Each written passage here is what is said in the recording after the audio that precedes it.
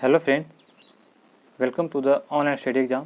Friends, हमें उम्मीद है कि आप लोग सभी अच्छे होंगे और आपकी पढ़ाई अच्छे से चल रही होगी। फ्रेंड्स, आज हम लोग इस वीडियो में डिस्कस करने वाले हैं एजुटेरिया का जो है बीपीएससी बिहार प्राथमिक शिक्षक का जो है इसमें जो है 5 विकल्प दिए गए हैं।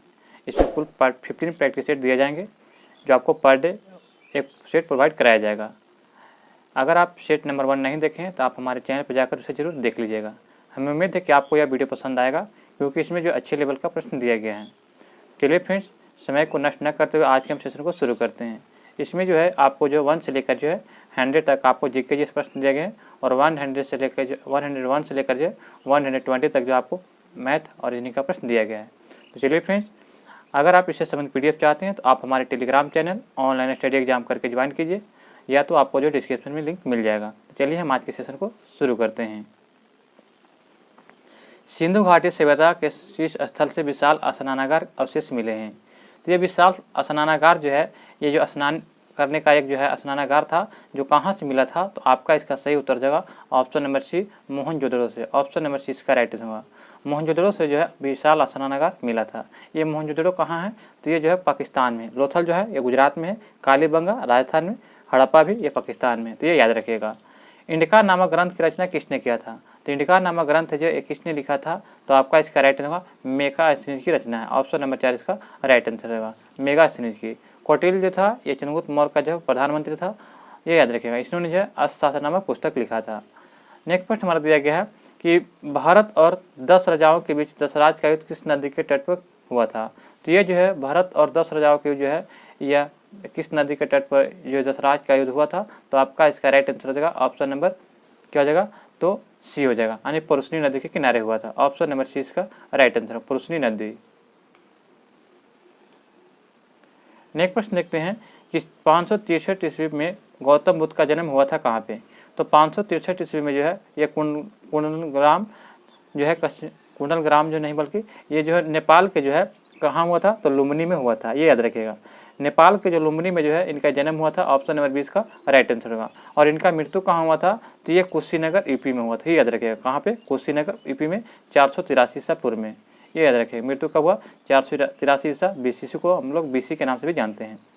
अगला प्रश्न देखते हैं, विक्रम संवत का आरंभ माना जाता है। तो विक्रम संवत का आरंभ कब से माना जाता है, तो फ्रेंड्स आपका इसका राइट आंसर क्या हो जाएगा, तो option number A. Option number A इसका राइट आंसर होगा। 57 ईसा पूर्व से विक्रम संवत का शुरुआत हुआ था। और जो है शक संवत कब हुआ था, तो शक जो है 78 ईस्वी हुआ था, यानी कि 4 हो जाएगा। शक 78 और विक्रम कहेगा तो 57 ईसा पूर्व हो जाएगा। गुप्त शासकों की शासकीय राजकीय भाषा क्या थी। तो गुप्त शासकों की शासकीय राजकीय भाषा क्या थी, तो आपका इसका राइट आंसर क्या हो जाएगा, तो ऑप्शन नंबर हो जाएगा सी। यहाँ पे जो गुप्त शासकों की राजकीय भाषा क्या थी, तो आ जाएगा यहाँ पे संस्कृत हो जाएगा। फिर इनमें से कोई नहीं हो जाएगा, संस्कृत हो जाएगा।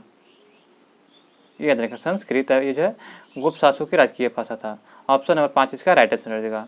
गुप्तों ने जो सबसे ज़्यादा जो है सोने के सिक्का चलाए थे, क्या चलाए थे, सोने के सिक्का किसने सबसे ज़्यादा चलाया था, तो गुप्तों ने। ये याद रखिएगा। और गुप्त साम्राज्य के संस्थापक कौन थे, तो श्रीगुप्त को कहा था। किसको, श्रीगुप्त को, गुप्त साम्राज्य के संस्थापक। अगला प्रश्न देखते हैं कि एलोरा का प्रसिद्ध शिव मंदिर का निर्माण किस शासकों ने करवाया था।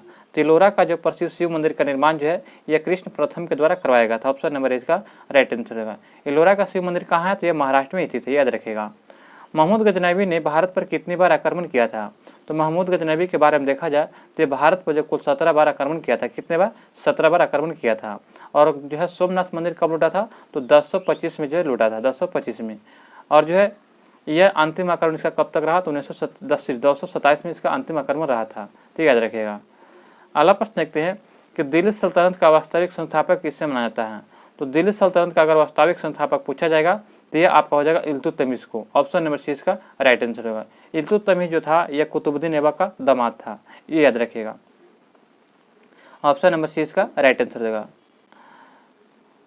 अगला प्रश्न देखते हैं कि किस राजवंश ने दिल्ली सल्तनत में सबसे कम समय तक शासन किया था। तो सबसे कम समय तक शासन किसने किया था, तो यह आपका राइट आंसर किया जाएगा ऑप्शन नंबर 4। खिलजी ने जो सबसे कम समय तक शासन किया था। और सबसे अधिक समय तक शासन कौन किया था, तो तुगलक ने शासन किया था। और जो यह दिल्ली सल्तनत का अंतिम शासक कौन था? तो अंतिम जो हो जाएगा आपका दिल्ली सल्तनत में जो है यानी शासन किसका था? तो लोधी वंश का शासन था।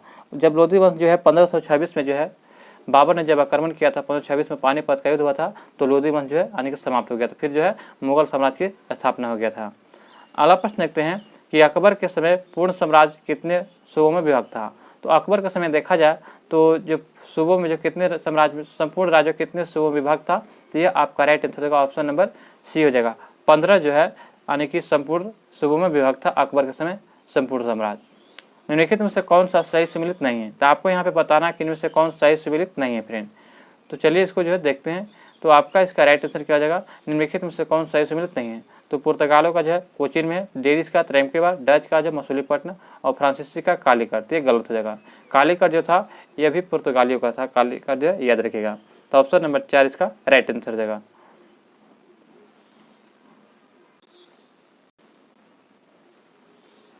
फ्रांसीसी कारखाना देखा जाए तो ये 1668 में जो है यह कहाँ पे स्थापित किया था? तो सूरत में स्थापित किया था। याद रखिएगा कहाँ पे? सूरत में। अगला प्रश्न देखते हैं कि भारत आने वाला प्रथम अंग्रेज कौन था? तो भारत आने वाला प्रथम अंग्रेज के बारे में पूछा गया। तो यह था कौन? तो जॉन मिंडेल हॉल। ऑप्शन नंबर 6 का राइट आंसर जॉन मिंडेल हॉल था। अगला प्रश्न है कि किस उत्तरकालीन मुगल शासक को लंपट मूर्ख कहा जाता है? तो सभी लोग जानते हैं कि लंपट मूर्ख किससे कहते हैं? तो ये आपका राइट आंसर होगा जहादर शाह को। ऑप्शन नंबर 6 का राइट आंसर जहादर शाह को जो है लंपट मूर्ख कहा जाता है।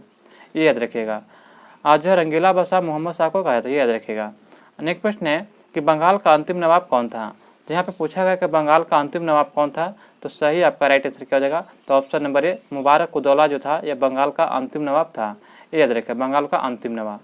First war of Indian independence नाम पुस्तक की रचना किसने किया था? यानी first war of Indian independence पुस्तक की रचना जो है यह किसने किया था? तो आपका इसका सही उत्तर हो जाएगा ऑप्शन नंबर इसमें से क्या हो जाएगा? तो इनमें से कोई नहीं हो जाएगा, क्योंकि जो है ये बी.डी. सावरकर के द्वारा किया गया था। किसके द्वारा? बी.डी. सावरकर के द्वारा। याद रखिए किसके? बी.डी. सावरकर। तो ऑप्शन नंबर ई इसका राइट आंसर होगा।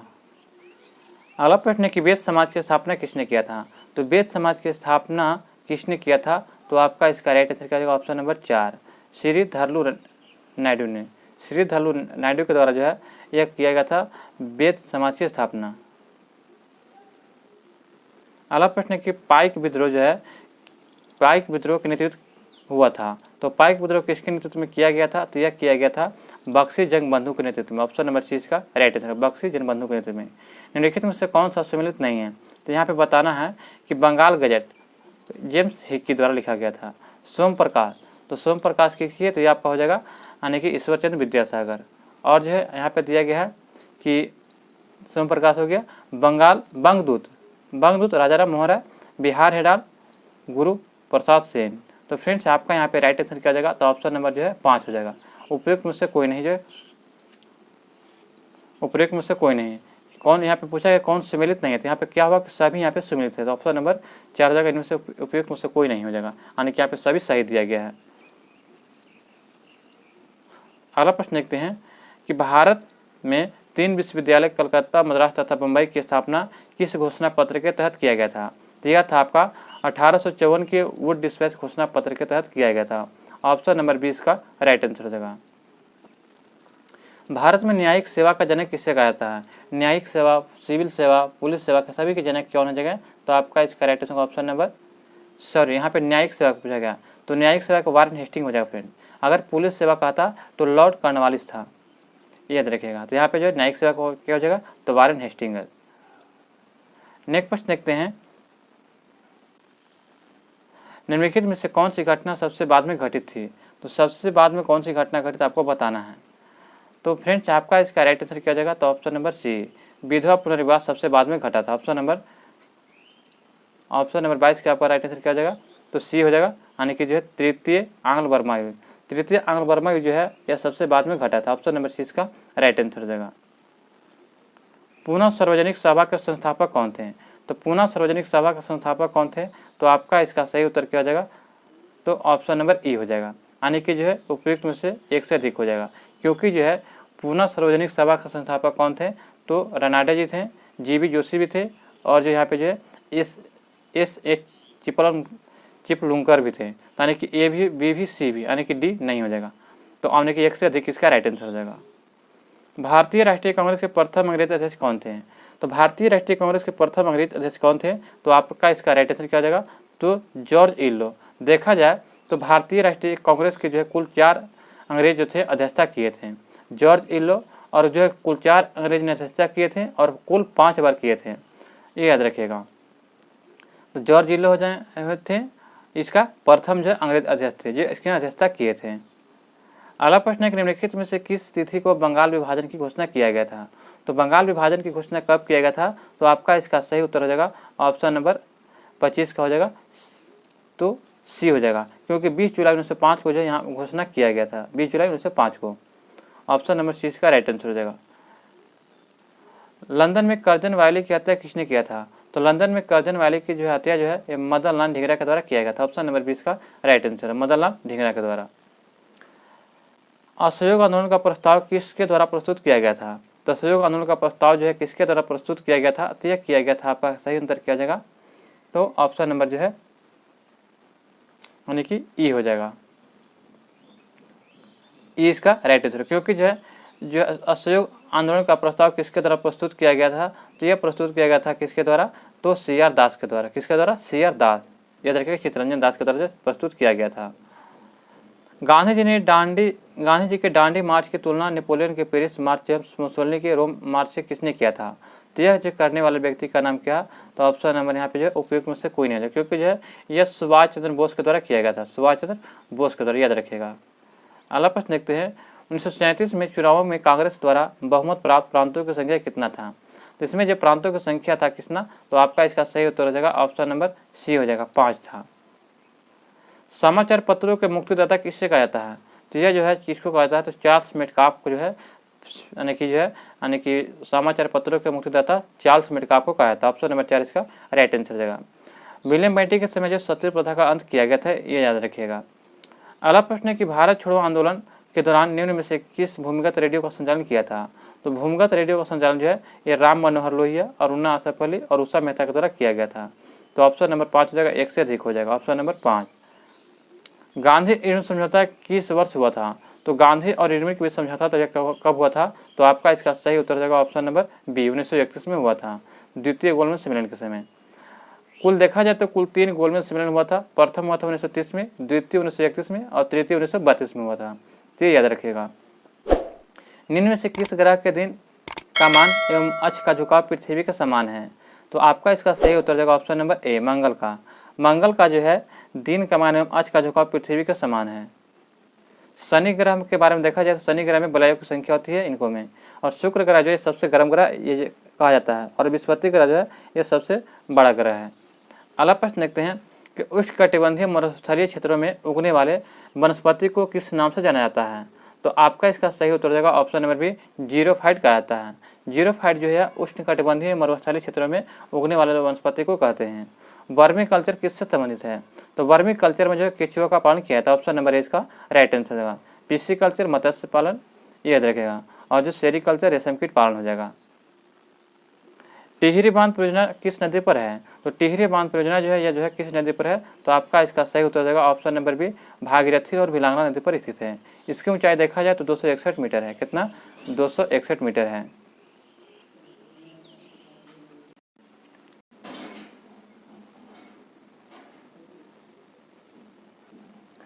भारत का न्यूनतम जनसंख्या वाला राज्य कौन सा है? तो सबसे कम जनसंख्या वाला राज्य देखा जाए फ्रेंड तो आपका इसका सही उत्तर हो जाएगा ऑप्शन नंबर सी, सिक्किम में जो सबसे कम जनसंख्या है। और सबसे अधिक जनसंख्या देखा जाए तो यूपी में है, और जनसंख्या घनत्व सबसे अधिक देखा जाए तो ये बिहार में हो जाएगा, तो ये याद रखिएगा। बिहार जो जनसंख्या के जो है क्रम में देखा जाए तो तीसरा स्थान आता है। प्रथम स्थान यूपी का, दूसरा स्थान महाराष्ट्र का और तीसरा स्थान पे बिहार आता है, तो याद रखिएगा। गोवा जो है इस क्षेत्रफल की दृष्टि से सबसे छोटा राज्य है। अगला प्रश्न एक निम्नलिखित में से कौन सा सही सम्मिलित है? कौन सा सही सम्मिलित है? तो फ्रेंड्स यहाँ पे जो बताना है कि इनमें से कौन सा सही सम्मिलित है। तो वन अनुसंधान संस्थान देहरादून है, ठीक है। शुष्क वन अनुसंधान जोधपुर है, ये भी सही है। हिमालय वन अनुसंधान संस्थान शिमला है। भारतीय गण अनुसंधान संस्थान ये कानपुर नहीं बल्कि जो कहाँ है तो ये लखनऊ है। तो आपका यहाँ पे राइट आंसर क्या हो जाएगा? तो आपका इसका राइट आंसर होगा ऑप्शन नंबर 5, यानी कि एक से अधिक सही हो जाएगा। अगला प्रश्न है, घरेलू हिंसा से महिला संरक्षण अधिनियम निम्नलिखित में से किस वर्ष पारित किया गया था? तो यह पारित किया गया था 2005 में। ऑप्शन नंबर इसका राइट आंसर हो जाएगा। अगला प्रश्न दिया गया है कि विश्व के पहले नैनो यूरिया संयंत्र की किस राज्य में स्थापित किया गया था? तो विश्व के पहले नैनो यूरिया संयंत्र को जो किस राज्य में स्थापित किया गया था? तो यह किया गया था, आपका राइट आंसर हो जाएगा ऑप्शन नंबर बी, गुजरात में स्थापित किया गया था। ऑप्शन नंबर बी इसका राइट आंसर हो जाएगा। BBC Indian sport women of the year 2022 पुरस्कार किसने जीता? तो यह पुरस्कार के विजेता कौन है? तो मीराबाई चानू हो जाएंगे। ऑप्शन नंबर सी इसका राइट आंसर, मीराबाई चानू। राष्ट्रपति द्रौपदी मुर्मू द्वारा 7वें अंतर्राष्ट्रीय धम्म सम्मेलन का उद्घाटन कहाँ किया गया? तो राष्ट्रपति द्रौपदी मुर्मू के द्वारा जो है 7वें अंतर्राष्ट्रीय धम्म सम्मेलन का उद्घाटन जो है यह किया गया था कहाँ पे? तो ऑप्शन नंबर बी हो जाएगा, मध्य प्रदेश के भोपाल में किया गया था। ऑप्शन नंबर बी इसका राइट आंसर हो जाएगा। हाल ही में जो भारत के किस राज्य या केंद्र शासित प्रदेश में लिथियम के भंडार मिले हैं? तो यह जो लिथियम के भंडार देखा जाए तो जम्मू कश्मीर और राजस्थान हो जाएगा, यानी कि ए और बी दोनों। तो इससे क्या हो जाएगा, एक से अधिक आंसर हो जाएगा। ऑप्शन नंबर 5 हो जाएगा। बजट 2023-24 में केंद्र सरकार ने कितने रुपये के खर्च का लक्ष्य रखा है? तो बजट 2023-24 में केंद्र सरकार जो है ये कितने रुपये खर्च करने का लक्ष्य रखा है? तो फ्रेंड्स आपका इसका सही आंसर हो जाएगा ऑप्शन नंबर ए हो जाएगा, 45.03 लाख करोड़ रुपये। ऑप्शन नंबर ए इसका राइट आंसर हो जाएगा। हाल ही में जो हुए राज्यपाल की नियुक्तियों के संबंध में कौन सा सही सुमेलित है? तो यहाँ पे बताना है कि कौन सा सही सुमेलित है। तो आपका इसका राइट आंसर क्या हो जाएगा? तो ऑप्शन नंबर जो है बी इसका राइट आंसर हो जाएगा। शिव प्रताप शुक्ल जो है ये हिमाचल प्रदेश का जो है राज्यपाल हैं। ऑप्शन नंबर 20 का राइट आंसर हो जाएगा। अगला प्रश्न देखते हैं कि the blue book A rights general पुस्तक किसके द्वारा लिखा गया है? तो यह पुस्तक के लेखक हैं अमिताभ कुमार। ऑप्शन नंबर इसका राइट आंसर हो जाएगा। फरवरी 2023 में 12वां विश्व हिंदी सम्मेलन का आयोजन कहाँ किया गया? तो फरवरी 2023 में जो 12वां हिंदी जो है सम्मेलन का आयोजन देखा जाए तो यह किया गया था आपका फिजी में। ऑप्शन नंबर सी इसका राइट आंसर, फिजी में। किस देश के राष्ट्रपति अब्देल फतह अल सीसी भारत के 74वें गणतंत्र दिवस पर मुख्य अतिथि के रूप में आए थे? तो आपका इसका सही उत्तर हो जाएगा मिस्र के राष्ट्रपति जो थे अब्देल फतह अल सीसी जो थे ये भारत के 74वें गणतंत्र दिवस के रूप में मुख्य अतिथि थे। अगला प्रश्न है कि ग्लोबल इनोवेशन इंडेक्स 2022 के आधार पर नवाचार मामले में भारत का कौन सा स्थान रहा? तो आपका इसका राइट आंसर होगा ऑप्शन नंबर ए, इसमें जो है 44वां स्थान हासिल किया भारत ने। दुनिया का पहला नेजल कोविड वैक्सीन किस कंपनी ने विकसित किया था? तो नेजल कोविड वैक्सीन जो है यह दुनिया का पहला जो है नेजल कोविड वैक्सीन जो है किस कंपनी ने विकसित किया? तो आपका इसका सही उत्तर हो जाएगा ऑप्शन नंबर सी, यानी कि फाइजर ने। अगला प्रश्न देखते हैं कि कोशिका में राइबोसोम की अनुपस्थिति में कौन सा कार्य संपादित नहीं होगा? तो कोशिका में राइबोसोम की अनुपस्थिति में कौन सा कार्य संपादित नहीं होगा? तो फ्रेंड्स आपका इसका सही उत्तर क्या हो जाएगा? तो ऑप्शन नंबर बी, प्रोटीन संश्लेषण में जो है ये संपादित नहीं होगा। ऑप्शन नंबर बी इसका राइट आंसर हो जाएगा। नेक्स्ट प्रश्न देखते हैं कि ऐसे रोग जो बहुत समय तक बने रहते हैं उस रोग को क्या कहते हैं? जो रोग बहुत समय तक बने रहते हैं उस रोग को जो क्या कहते हैं? तो चिरकालिक रोग। ऑप्शन नंबर सी इसका राइट आंसर होगा, चिरकालिक रोग। इनमें से कौन प्रकाश संश्लेषी अंग नहीं है? तो इसमें बताना है कि कौन प्रकाश संश्लेषी अंग नहीं है। तो आपका इसका सही उत्तर हो जाएगा ऑप्शन नंबर सी, हरित लौह जो है यह प्रकाश संश्लेषी अंग नहीं है। ऑप्शन नंबर सी इसका राइट आंसर हो जाएगा। निम्न में से सामान्यतः किसका उपयोग जो उत्पादक कोशिकाओं द्वारा ऊर्जा उत्पादन में किया जाता है? तो ऊर्जा उत्पादन के लिए किसका प्रयोग करते हैं? तो यह हो जाएगा कार्बोहाइड्रेट का। ऑप्शन नंबर इसका राइट आंसर होगा। कार्बोहाइड्रेट का प्रयोग जो हम लोग कोशिका द्वारा जो है ऊर्जा उत्पादन के लिए किया जाता है। नेक्स्ट प्रश्न हमारा दिया गया कि फ्लोएम से खाद्य पदार्थों का परिवहन पौधे में किस दिशा में होता है? तो फ्लोएम से खाद्य पदार्थों का परिवहन जो पौधे के किस दिशा में होता है? तो यह आपका किया जाता है ऑप्शन नंबर सी, ऊपर से नीचे की ओर जो है खाद्य पदार्थ आते हैं, और जाइलम जो होता है नीचे से ऊपर की ओर जाता है, ये याद रखिएगा। पादप अवशिष्ट संग्रहित होते हैं, तो पादप जो है अवशिष्ट संग्रहित रहते हैं किस में? तो आपका इसका सही उत्तर हो जाएगा ऑप्शन नंबर क्या हो जाएगा? तो ई हो जाएगा। 56 के जो आपका ई इसका राइट आंसर होगा।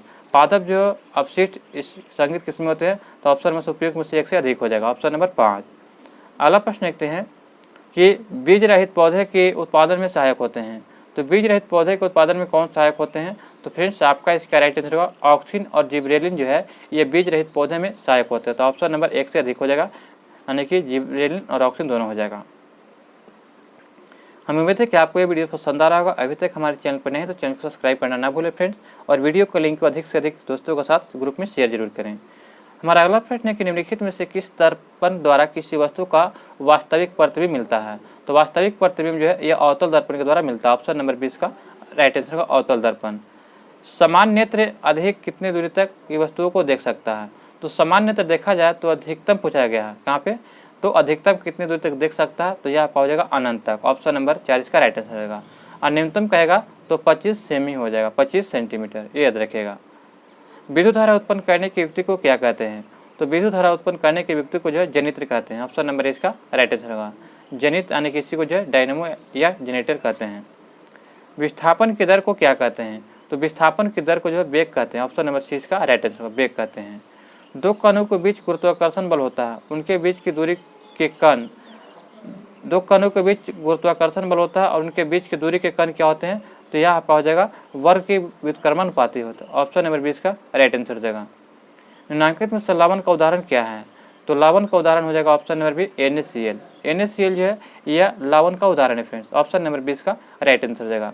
ये Cl जो है यह हमारे यानी कि जो है मनुष्य में पाया जाता है, Cl याद रखिएगा। अगला प्रश्न है कि Mg+2 में इलेक्ट्रॉनों की संख्या क्या होगी। तो इसमें इलेक्ट्रॉनों की संख्या पूछा जा रहा है, तो ऑप्शन नंबर ए हो जाएगा 10 हो जाएगा। Option number A. नेक्स्ट प्रश्न देखते हैं कि यानी कि द्विबंधन वाले रासायनिक बंधन से बंधे परमाणुओं के मध्य कितने इलेक्ट्रॉन साझा करते हैं। तो इसमें जो देखा जाए तो इसमें जो कितने इलेक्ट्रॉन साझा करते हैं, तो आपका इसका सही उत्तर हो जाएगा ऑप्शन नंबर बी हो जाएगा। ऑप्शन नंबर जो है 20 का राइट होगा 4। द्रवीभूत पेट्रोलियम गैस अवयव है। तो द्रवीभूत पेट्रोलियम जो गैस किसके अवयव है, तो ये हो जाएगा ब्यूटेन, प्रोपेन और इथेन। ब्यूटेन, प्रोपेन और इथेन यानी कि एक से अधिक हो जाएगा। Option number 5। एक सहसंयोजी यौगिक का नाम बताइए जिसका उपयोग हम दैनिक जीवन में कर सकते हैं। तो दैनिक जीवन में जल का करते हैं। ऑप्शन नंबर इसका राइट आंसर हो जाएगा। एल्डिहाइड श्रेणी के यौगिक को निम्नलिखित में से कौन सा क्रिया समूह में विद्यमान होते हैं। तो एल्डिहाइड श्रेणी के यौगिक जो है किस क्रिया समूह में विद्यमान होते हैं, क्रियाशील समूह में। तो फ्रेंड्स आपका इसका सही उत्तर क्या हो जाएगा, ऑप्शन नंबर सी -CHO में रहते हैं। तो ऑप्शन नंबर सी इसका राइट आंसर होगा। हमारे संविधान के जो है हमारे संविधान में नीति निषेधक सिद्धांत होते हैं। तो हमारे संविधान में नीति निषेधक सिद्धांत होते हैं कैसे, तो आपका इसका सही उत्तर हो जाएगा ऑप्शन नंबर 4 कानूनी अदालतों द्वारा अपरिवर्तनीय होते हैं। ऑप्शन नंबर 4 इसका राइट आंसर हो जाएगा। किस संविधान संशोधन के तहत राष्ट्रपति के निर्वाचक मंडल में केंद्र शासित प्रदेश दिल्ली तथा पुदुचेरी के निर्वाचित सदस्यों को भी शामिल किया जाता है। तो यह आपका राइट आंसर हो जाएगा ऑप्शन नंबर सी, यानी कि 17वां जो है संविधान संशोधन के तहत जो है इसमें पुदुचेरी और दिल्ली के केंद्र शासित प्रदेशों को शामिल किया जाता है। तो यह याद रखिएगा। 61वां संविधान संशोधन के तहत जो है इसकी जो है 18 वर्ष यानी कि 21 वर्ष से आयु जो है 18 वर्ष कर दिया गया था, यानी कि वोट देने का। तो याद रखिएगा। सरकार की मंत्रिमंडल प्रणाली की सबसे महत्वपूर्ण विशेषता क्या है। तो इसके महत्वपूर्ण विशेषता देखा जाए तो सामूहिक उत्तरदायित्व होता है। ऑप्शन नंबर 20 का राइट आंसर होगा, सामूहिक उत्तरदायित्व है। केंद्रीय सरकार उच्चतम सिविल अधिकारी कौन होते हैं। तो केंद्रीय सरकार का जो उच्चतम सिविल अधिकारी कौन होते हैं, तो आपका इसका सही उत्तर हो जाएगा ऑप्शन नंबर बी मंत्रिमंडल सचिव होते हैं। कौन सा स्थानीय सरकार का मामला नहीं है। तो स्थानीय सरकार का मामला देखा जाए तो फ्रेंड्स आपका हो जाएगा कानून और व्यवस्था जो है यह स्थानीय सरकार का मामला नहीं है। ऑप्शन नंबर सी इसका राइट आंसर होगा। जबकि सार्वजनिक स्वास्थ्य और जो है स्वच्छता और लोकोपयोगी सेवाएं स्थानीय सरकार का मामला है, जबकि कानूनी व्यवस्था नहीं है। अगला प्रश्न देखते हैं कि विधायकों द्वारा सांसदों द्वारा लिए जाने वाले शपथ का प्रतिज्ञा का प्रारूप किस अनुसूची में वर्णित है। तो यह आपका वर्णित किया गया तीसरी अनुसूची में। शपथ जो है तीसरी अनुसूची में वर्णित किया गया है। ऑप्शन नंबर 20 का राइट आंसर है। जबकि वेतन जो है दूसरी अनुसूची में है, ये याद रखिएगा। अगला प्रश्न देखते हैं कि राष्ट्रीय स्मारकों, स्थानों तथा वस्तुओं का संरक्षण किस अनुच्छेद में दिया गया है। तो यह जो है आपका अनुच्छेद जो है दिया गया किसमें, तो आपका इसका सही उत्तर जाएगा ऑप्शन नंबर सी अनुच्छेद 49 में दिया गया है। भारतीय संविधान के किस अनुच्छेद में अनुसूचित जातियों और अनुसूचित जनजातियों के लिए आरक्षण का प्रावधान किया गया है। तो यह आरक्षण का प्रावधान अनुच्छेद 335 में किया गया। ऑप्शन नंबर सी इसका राइट आंसर हो जाएगा, ऑप्शन नंबर सी। नेक्स्ट प्रश्न दिया गया हमारा कि जो आर्थिक आयोजन एक अनिवार्य अभिलक्षण है। तो आर्थिक आयोजन जो एक अनिवार्य अभिलक्षण है किसका, तो फ्रेंड्स आपका इसका सही उत्तर हो जाएगा ऑप्शन नंबर सी सामाजिक अर्थव्यवस्था का जो है ये लक्षण है। अगला प्रश्न देखते हैं कि निम्नलिखित में से जो है भारतीय अर्थव्यवस्था का तृतीय क्षेत्र के अंतर्गत आता है। तो तृतीय क्षेत्र के अंतर्गत कौन आता है? तो ऑप्शन नंबर जो है बी इसका राइट आंसर हो जाएगा। वस्तुओं का परिवहन जो है तृतीय क्षेत्र के अंतर्गत आता है। ऑप्शन नंबर जो है बी इसका राइट आंसर होगा।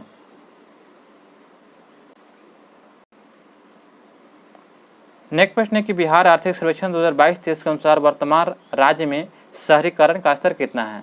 तो शहरीकरण का स्तर जो है ये आपका कितना हो गया है? तो ऑप्शन नंबर जो सी इसका राइट आंसर होगा 16.02%। 16.02% इसका राइट आंसर हो जाएगा।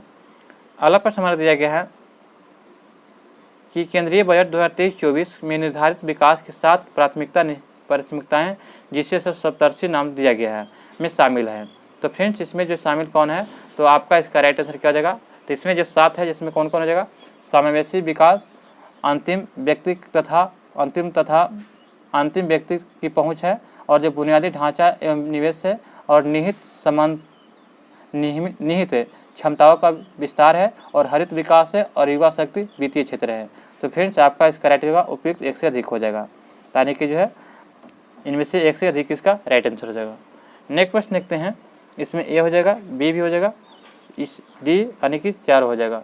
ऑप्शन नंबर जो है 5 इसका राइट आंसर हो जाएगा। बिहार के निम्न हिस्सों में से कौन सा हिस्सा भूतात्विक दृष्टि से अपेक्षाकृत पुराना है? तो पुराना हो जाएगा, तो आपका इसका सही उत्तर हो जाएगा खड़गपुर का पहाड़। खड़गपुर पहाड़ जो है यह पुराना है। अगला प्रश्न देखते हैं कि निम्नलिखित भारतीय द्वीपों में से कौन सा द्वीप भारत एवं श्रीलंका के मध्य स्थित है? तो भारत और श्रीलंका के मध्य कौन सा द्वीप स्थित है? तो सही आपका राइट आंसर हो जाएगा ऑप्शन नंबर सी हो जाएगा, रामेश्वरम। नेक्स्ट प्रश्न देखते हैं, हमारा अगला प्रश्न है 83 कि भारत की सबसे लंबी नदी है। तो भारत की सबसे लंबी नदी कौन सी हो जाएगी? तो आप लोग सभी लोग जानते हैं कि गंगा नदी, जो 25 किलोमीटर लंबा है, और ये भारत की जो है राष्ट्रीय नदी भी इसको नाम दिया गया, और पवित्र नदी भी है। गंगा नदी जो है यह जो है कहाँ से निकली? तो गंगोत्री से निकली है, याद रखिएगा। और जो है ब्रह्मपुत्रा नदी जो है यह जो है यानी कि तिब्बत के मानसरोवर झील से निकलता है, और सिंधु नदी जो भी है तिब्बत के मानसरोवर झील के पास से ही निकलता है, और गोदावरी नदी जो है यह महाराष्ट्र में जो है त्र्यंबकेश्वर की पहाड़ी से निकलता है, तो याद रखिएगा। रेगुर किसका नाम है? तो रेगुर जो है इसी को काली मिट्टी के नाम से जानते हैं। ऑप्शन नंबर सी इसका राइट आंसर होगा। इसमें जो है कपास की खेती के लिए बहुत उपयुक्त मिट्टी है, तो ऑप्शन नंबर सी इसका राइट आंसर होगा। भारत में देखा जाए तो जलोढ़ मिट्टी जो है, जलोढ़ मिट्टी सबसे अधिक मात्रा में यानी कि जो है सबसे अधिक जो है क्षेत्र में विस्तार है जलोढ़ मिट्टी, ये याद रखिएगा। अगला प्रश्न देखते हैं कि एक निश्चित आकृति में व्यवस्थित ताराओं का समूह क्या कहलाता है? तो एक निश्चित आकृति में व्यवस्थित ताराओं का समूह को क्या कहते हैं? तो फ्रेंड्स आपका इसका सही उत्तर हो जाएगा ऑप्शन नंबर बी, नक्षत्र कहा जाता है। ऑप्शन नंबर बी इसका राइट आंसर हो जाएगा। विश्व पृथ्वी दिवस कब मनाया जाता है? तो विश्व पृथ्वी दिवस देखा जाए तो यह मनाया जाता है 22 अप्रैल को। ऑप्शन नंबर इसका राइट आंसर हो जाएगा 22 अप्रैल को।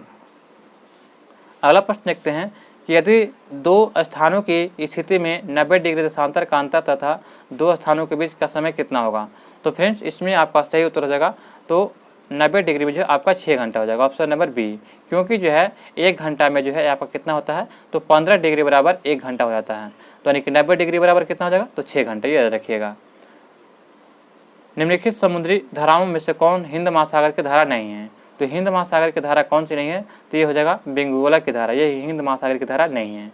जबकि अग्रभास है, मोजाम्बिक भी है, दक्षिण हिंद महासागर की धारा भी है, तो ऑप्शन नंबर 4 इसका राइट आंसर हो जाएगा।